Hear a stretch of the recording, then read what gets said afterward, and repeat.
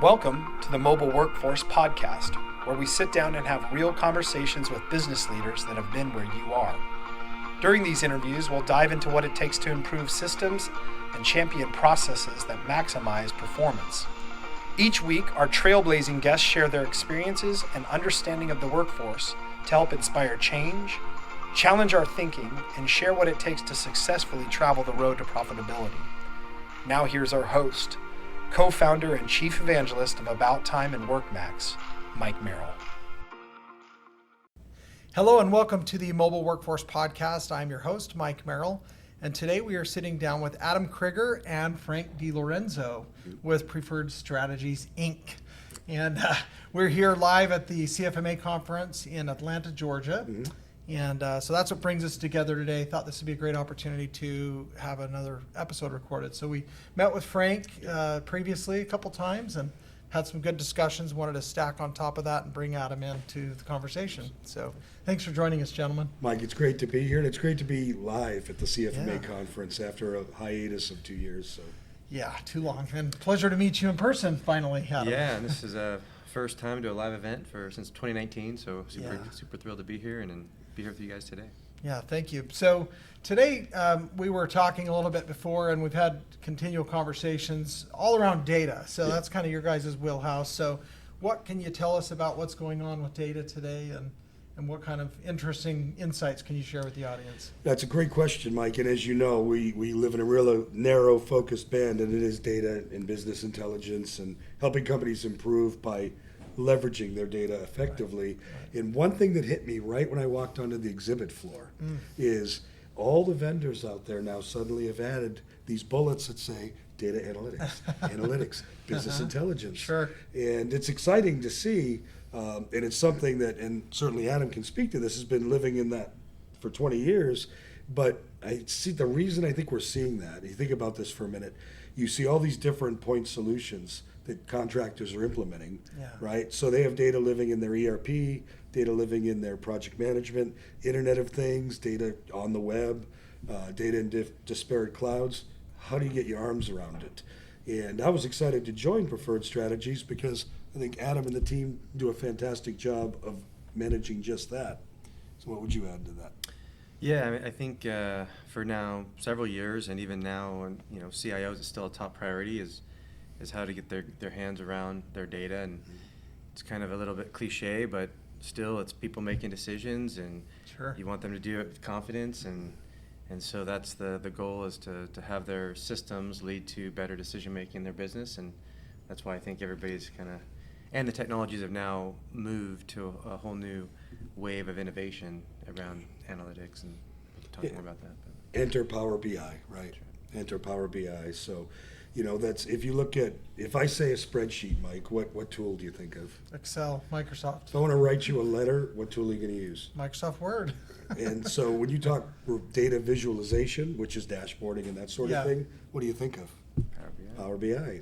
So I think that's one of the exciting things, is now there's a tool out there that is easy enough if you implement it properly. And there's no easy button, but if you take the right approach and implement it properly, it's finally a very usable tool that allows you to take your data wherever you go and visualize it. So I like to call it the 4 Ds. You've got your data. Data generally generates a conversation, so your dialogue. Okay. And then behind the data is typically a lot of documents, right? Your invoices, purchase orders. Paper. Yep. Yeah, still. Maybe electronic, but you're right, it's still paper. Those 3 Ds, if you have that at your fingertips, you can make actionable decisions. So like that. Yeah. Well, more accurate, more timely data equals better decisions. Right? Absolutely. And nowadays, you should be able to take it with you wherever you go. So I love that. So I heard the term about 20 years. Is that how long Preferred Strategies has been going? Yeah, February 2022, 20-year, 2 decades, 20-year anniversary. Congratulations. Yeah. That's pretty cool, actually. Yeah, that's a long time to be in data. So data was BI, or you probably called it something different back then, but that was on your booth in the beginning, right? Yeah, so and I used to work in the mid to late 90s for another construction customer in the finance department, dealing with their ERP implementation, and then got thrown into reporting, because it's like everybody at that time, ERP was the big hot thing, and Yeah. people could get data in, couldn't get it out, and where I was at, we figured out if we used Crystal reports back then for that sure. term and that company, and by the time I left there, we probably had 300 to 500 reports in Crystal on top of the J.D. Edwards ERP in the construction space, and so we, talked to other companies all struggling with the same pain. Okay. Left there to start Preferred Strategies in 2002, and here we are, 2 decades later. But back then, it was reporting, and because of our technologies, Crystal got acquired by another company called Business Objects. Mm-hmm. Business Objects got acquired by SAP. J.D. Edwards got acquired by PeopleSoft, and then Oracle, and so we were just every other year was a new, New technology. logo on the T-shirt. But from the BI and analytics, Crystal was really a kind of a traditional reporting, and then business intelligence applications, and Power BI is this modern way of thinking with visualization and the advanced analytics. So it's fun to see the change. Customers don't want to go back to the way it was 20 years ago. Oh yeah, Typically. yeah.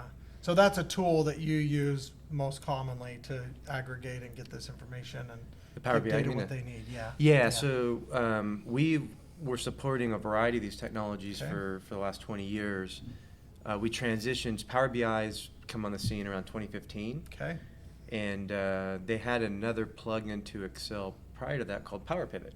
And it was Okay. just a back end so people could pull in millions of rows of data into an engine within their spreadsheet and build all these cool pivot tables, which everybody Right. like to do Right. in Excel. And so we started dabbling with that, and that's the technology that basically became the engine of Power BI. So we had about a Interesting. 4-year jump start Wow. because we just, by circumstance, we didn't know Power BI was coming 4 years later, Yes. but next thing you know. So since 2016, it's been, pretty much all Power BI for us, and Wow. super exciting. I was just going to say, if you're familiar with the Gartner Magic Quadrant, Yeah. if you look at Gartner that now, report, yeah. you'll see Microsoft's in that top leadership position. Mm-hmm. Started right around 2016, I think, but every year when I look at that updated report, that gap's just getting a little wider as interesting. Microsoft, makes their push into that. So Huh. Yeah, it's a 4th year in a row where Microsoft is further on the scale of completeness of vision and up on ability to execute. So they're Okay. kind of in pole position now, 4 years Yeah. straight. Yeah, so That's interesting. So you mentioned, getting to the trade show floor and seeing, these buzzwords they've shifted from one thing to another. Now there's, you mentioned ERP earlier, and now it's BI right, and data. For a while it was mobile. right.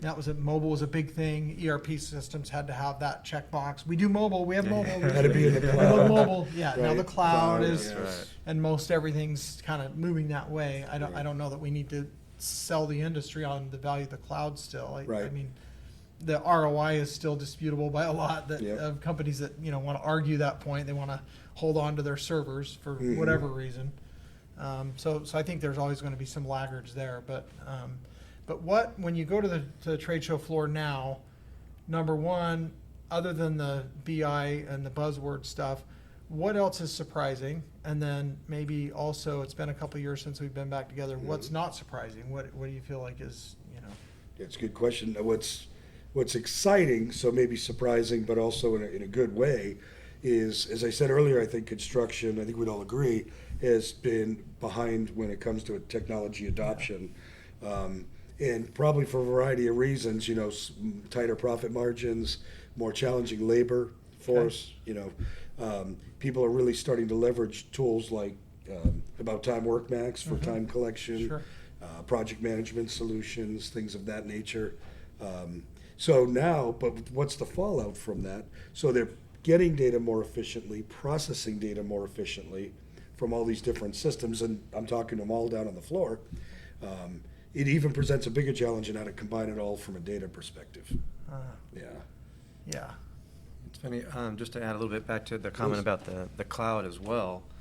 For a lot of customers that we work with, it's always kind of on their future radar. Some are still running Okay, their ERP okay. on premise, but because of the way Microsoft is built into the Azure landscape, and the services runs in that tenant space. So we're moving them, as for a lot of customers, we're kind of their first project, taking like their data to the cloud. They don't take the whole ERP per se, but they're taking Right. their data, and then it's just going to kind of expand from there. So even though, again, cloud has been a buzzword for a long time, it's great to see that transition. It's happening. Coming. Yeah, it's happening. Yeah. And so, Adam, for the folks that may not be as techy or technically inclined, how would you describe Azure? What is Azure? Yeah, so I think for a long time, AWS kind of, you can run servers, so there's kind of, whether or not it's, the infrastructure as a platform or software as a service kind of, but Azure is now really picking up speed as far as the market share of cloud, and so some customers, they might want to run their servers, or just their databases, or even in that same space, the Power BI kind of runs those models. So get into the little techie, I guess. Power BI, when you build a Power BI report and you publish it to the cloud, it publishes with the data set. Okay. And so that data set now runs in memory in the cloud, and that becomes the source of information. And you can feed that data set, as Frank was talking about, with your ERP data, estimating data, your CRM. It's really can be this agnostic, but it's taking what used to be 20 years ago at the data level with these data warehouses into the cloud in memory. And so it's really exciting. But there's so many options once you start going down that route and the fashion and format you want to put that data in the cloud. That's what then you can then add to that with all the advanced analytics, machine learning, and Microsoft's kind of leading that charge. But Azure is really just Microsoft's overarching kind of umbrella of all these different cloud services and options. So would an ERP solution be the primary thing that you're feeding this with? And then also what other types of systems are pretty common to be in that ecosystem? Yeah, so from our standpoint, what we deliver as our company is it's called Quick Launch. And Quick Launch, we spent those 2 decades and with a lot of domain knowledge that we've had with our 25 team members over the years. Thousands and thousands of hours to kind of figure out what doesn't work well and how these technologies, as they change, what works really well. So with Quick Launch, we support kind of 4 applications a day and growing, but we have delivered packaged these in-memory data sets for JD Edwards, for Viewpoint Vista, NetSuite. So those are the kind of 3 currently on the ERP side, and then also Salesforce. So it's kind of and the nice thing is that these are kind of supported individually, but also customers that might be running, Vista at Salesforce or JD Edwards and Salesforce want to say, okay, I need to blend this data together, and we can help them with that because that's, May I add a comment to that? Because I think this is great how our growth internally, specific to preferred strategies for a moment, has been organic. So we had 2 large contractors on JD Edwards. They migrated to Viewpoint Vista. Now, it's interesting to me, they were willing to give up and replace their ERP, which is no easy task. They did not want to give up their data analytics stuff. Interesting. So they called Adam and said, would you please write a model for Viewpoint? That's how Viewpoint basically was born. And then similar with NetSuite. We had a client on JD Edwards, went to a company that had NetSuite, missed having the dashboards and analytics, called Adam, and Adam's a nice guy. So, he will do it for you. But I always like it when the growth starts with a customer need and we solve for it. That's the best way. Well, it's usually done in the best format and the best approach that somebody would want it because they want it and need it. They're using it to operate, so it's probably the better approach than what we can dream up, right? So. I absolutely agree, and it's been exciting to see that. And even from the CRM perspective with Salesforce, when we've been using Salesforce internally at Preferred Strategies for 10 or 12 years, we've been using Power BI on top of our own Salesforce for years. Eat your own dog food. Basically, and then we start having customers asking for it, and asking for it to integrate with their ERP, and we're like, oh my gosh, well, we got that nailed. This is this is like bread and butter. But on the flip side, working for a company that does data, you can't hide. You made 6 calls, it took 12 minutes, and no, I'm just kidding. But the data's there, data doesn't lie. Right, no, I love that. On the last episode, I came up with basically data doesn't care. Data doesn't have politics. It doesn't have an opinion. It just is. It just is. So that's a great point, and this was probably 3 or 4 years ago at a conference. We were doing an advanced analytics machine learning presentation, and in preparation we contracted to a high-end kind of a consultant in the field that we had him work with us on it, and he made a great comment that I still remember to this day. He said, you have to look at it because the data is going to tell you something, and it's going to say and predict this is what you can expect, but it's just another voice in the room. right? So if you think about it, you've got a Interesting. a room of executives, and you've That got is good comment. everybody with their mind of their view, because there's always different variables and factors that go into any analysis, and let the data. What's the data telling us, and now what's everybody else around the table telling us, and then let's make a decision. So, Interesting. And one thing I would say, and you know this better than I, so feel free certainly to correct me, but it's a very important thing, getting your arms around the data, but it's new for a lot of companies. So there was a stat, I think it was 80 or 87% of people that, try and do this initially, that project fails ultimately. Wow, that's a big number. And we were just pulling because data doesn't lie, like you just said.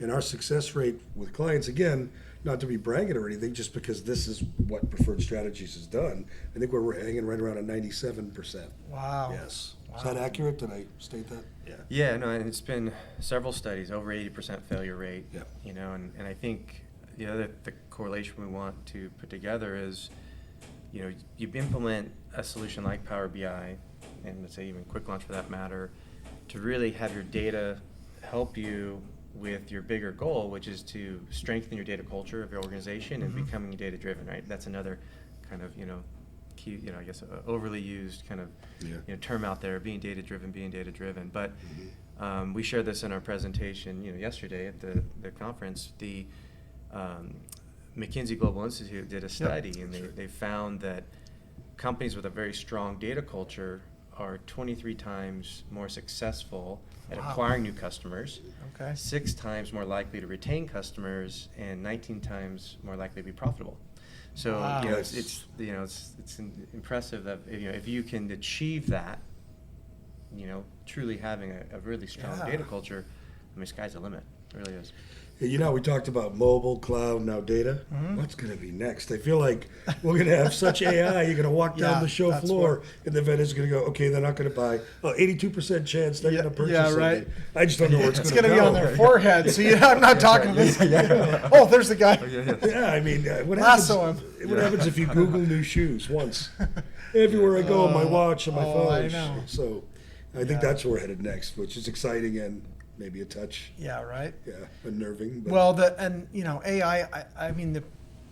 It's trying to save us time, right? Yeah. That's the goal. It's trying to make it more accurate. It's trying to preempt and guess with education, right? Informed guessing. yeah, What we would choose, and I think, even without AI, we've got to take a step back. And we said data doesn't lie, but good data doesn't lie, right? Yeah. Plenty of data lies because it wasn't collected accurately, right. it wasn't gathered properly, it wasn't gathered timely, wasn't shared appropriately. There's all these different caveats, I think. So that's maybe something important to discuss. How do we make sure we're getting accurate data and the right kind of data? What are there some baselines or benchmarks or things that companies should use as a rule of thumb?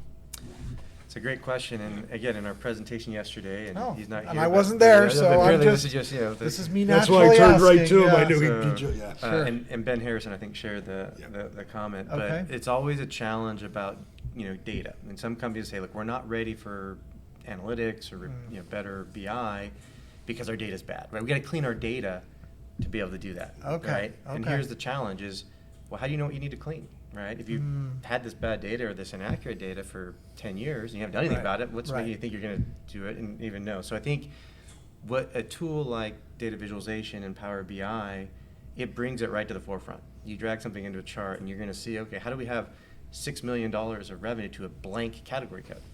What's that? Oh my Well, goodness. geez, no, we didn't fill it in. And so I think Ben Yeah. talked about, it's so important Yep. to let you need to start implementing something like this to have a reason to fix it and have it show, because and Okay. I would say So you're saying the other approach, let's not wait around That's till the right. data's Exactly. perfect, because It you're never- you're making new data every day. You gotta start somewhere. How about now? that's right.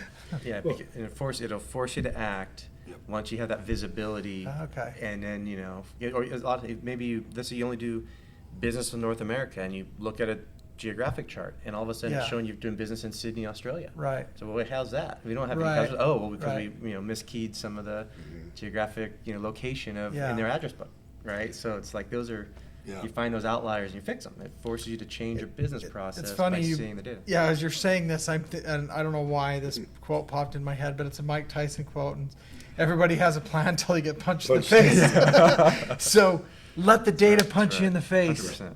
That's a great analogy. Is kind of to what that, you're yes. saying. I mean, that's what I'm hearing, 100%. and I agree. And you know, with the Why are you hiding from it? with the visualization, there was a customer. Can I say the name? Is it okay? Yeah, So, I'm regional fine with controller, Justin Adams, Granite Construction. What's their cell number? That was great. Kidding. But They're still he's- prospect to us. he said something that really resonated with me, and I didn't think about it, but it sums up what we're saying with visualization of data. He said, my equipment manager is not going to look at a tabular report, rows and columns of numbers. Okay. It's remember that or see the same thing that he does when he sees a gauge. You know, green, yellow, red. He remembers that gauge. We're in the red, I got to do something. So when you visualize data, you see things you didn't know were right in front of you before, right? So, and that's a real world example. And I love the other thing he said. He said something about being the train caboose. I don't know what it was, but he said, I'm not good with equipment. I'm a controller.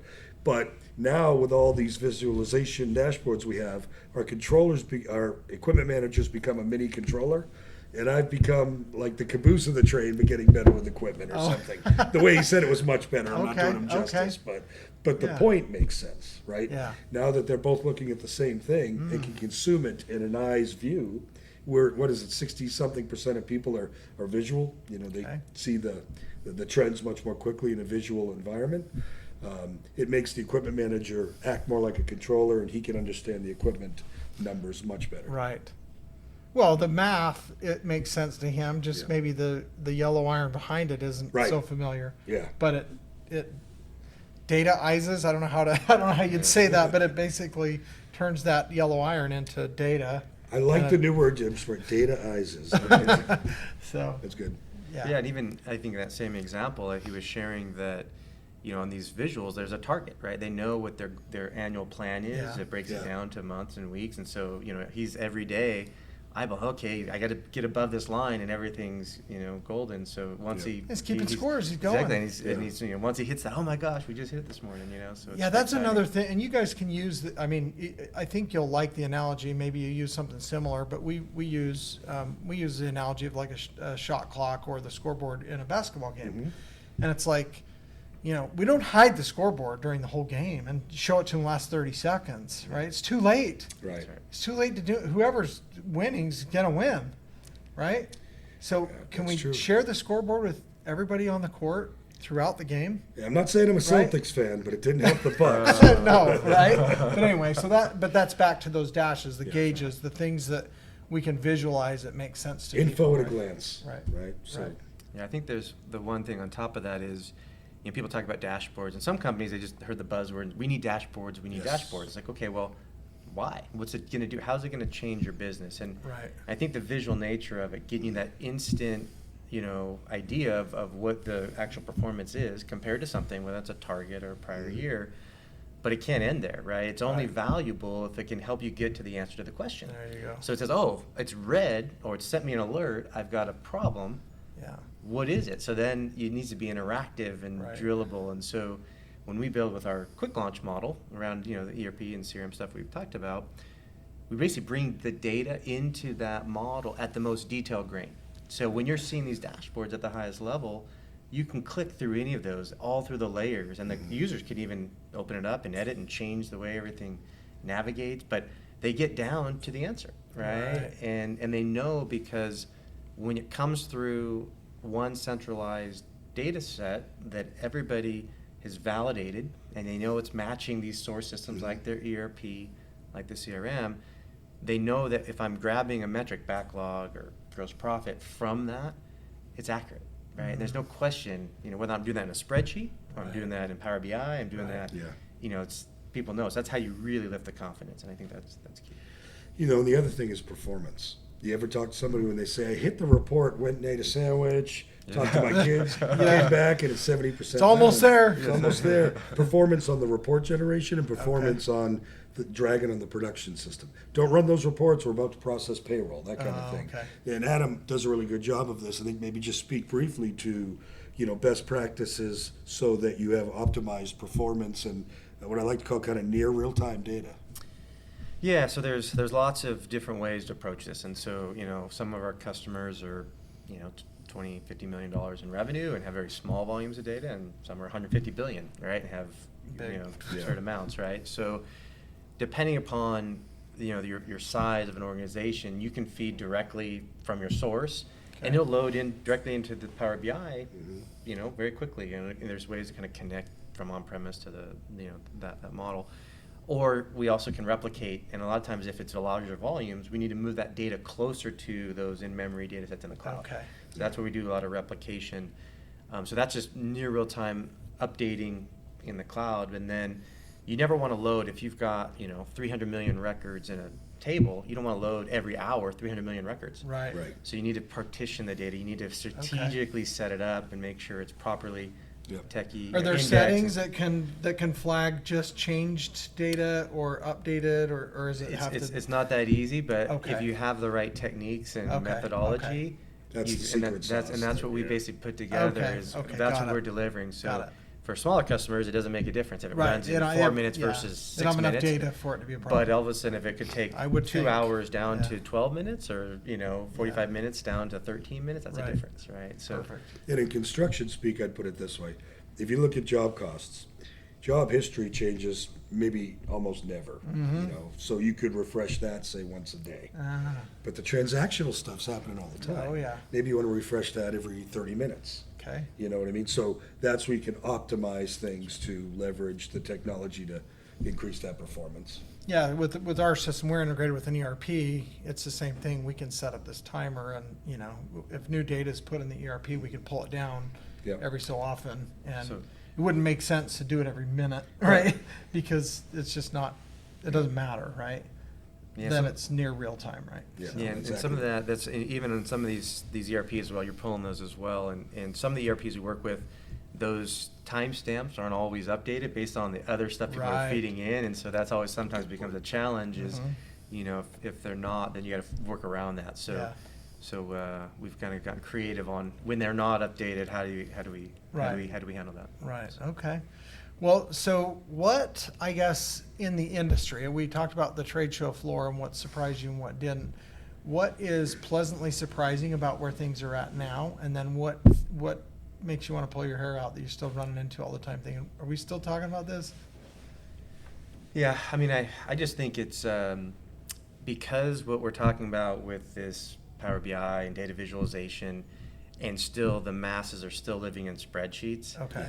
It's really a leap for them to kind of Yeah. understand what could this grass greener be like, Right, right? right. And so it's getting that message across, and sometimes it's a leap of faith. Hey, which is nice when 80% fail and we've got 90%, retaining over that and customers and so anyway, you were. No, go ahead.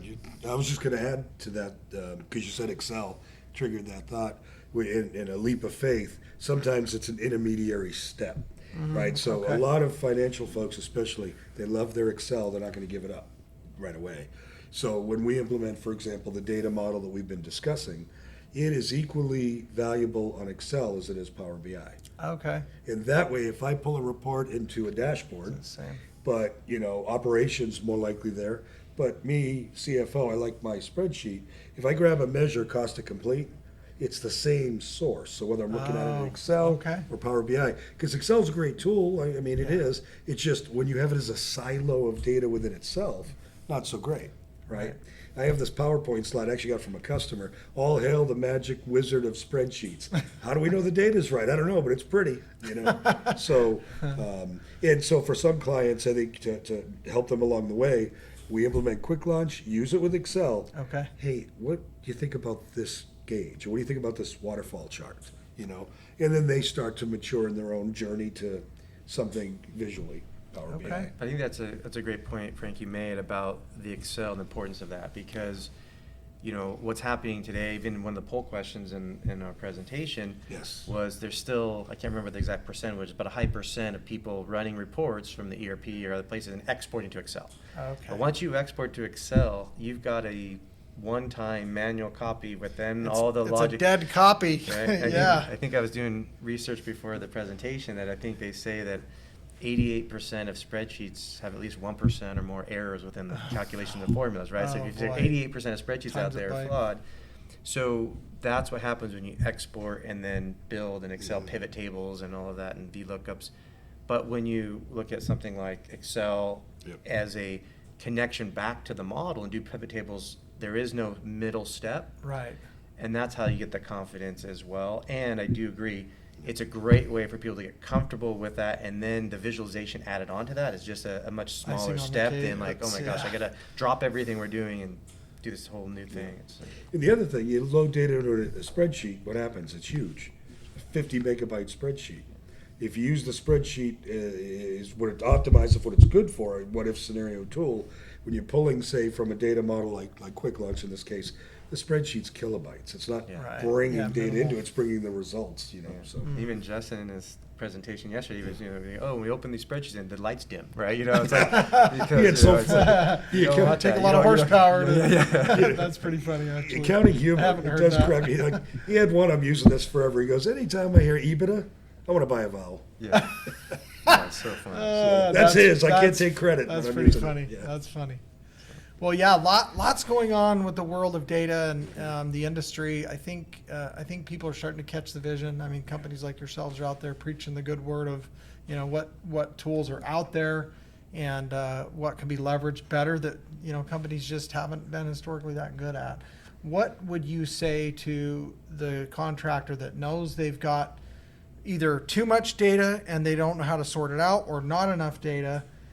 What's their next step to getting to a better place where you guys can get in and help them?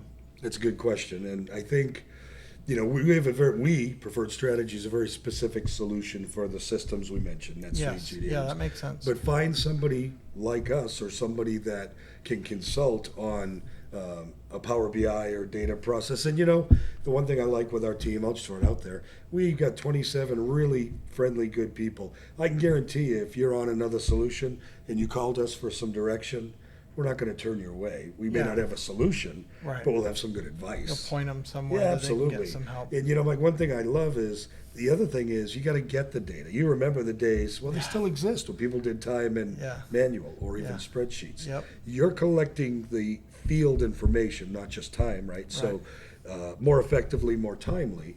So that's the input of the funnel Right. of the data part. Right. So you get that solved, and I'm excited because we're seeing more companies do that. Yeah. So now let's leverage it. And, that is all we do. And I'm sure we can, point you in the right direction if we don't have a solution out of the box for you. Okay. We're the nice guys, I like to say. There you go.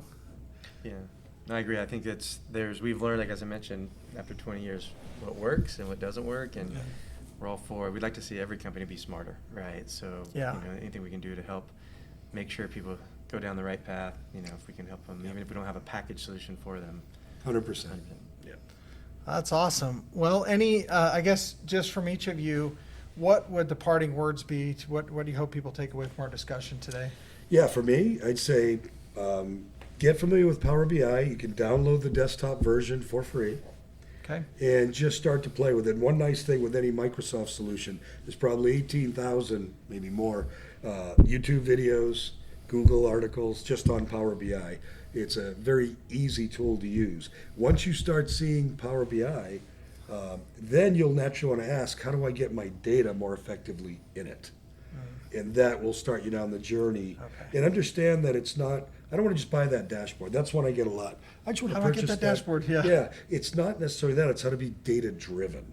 How to have a foundational data set that you can build your company on. That would be my initial thought.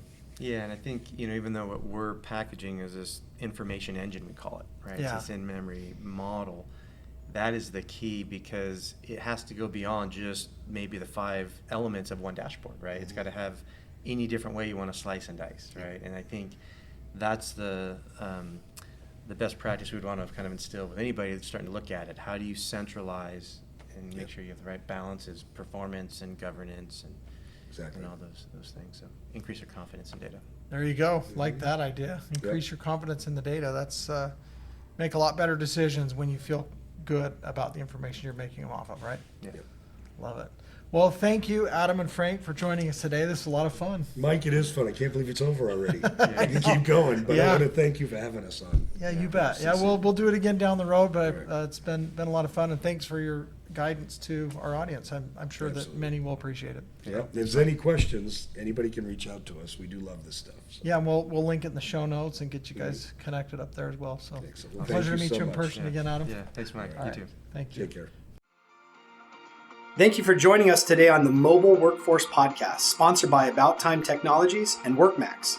If you liked the conversation we had today, or were able to learn anything new or helpful, please make sure to follow us on our WorkMax page on LinkedIn and on Instagram at WorkMax_. And subscribe to the show on iTunes or your preferred podcast platform so you will never miss another insightful episode. Also, if you enjoyed the podcast, please leave us a 5-star rating and review and share the show with your friends and colleagues. Your support means the world to us and will allow us to continue providing impactful information with others looking to improve their results in their business and, in turn, their life.